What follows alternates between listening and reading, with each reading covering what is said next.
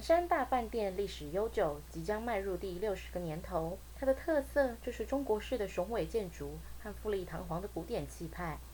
在2011台北经典料理大师赛中，继清真鲜鱼组拿到特优后，饭店组的佛跳墙也以精湛的手艺获得评审的青睐，得到特优的殊荣。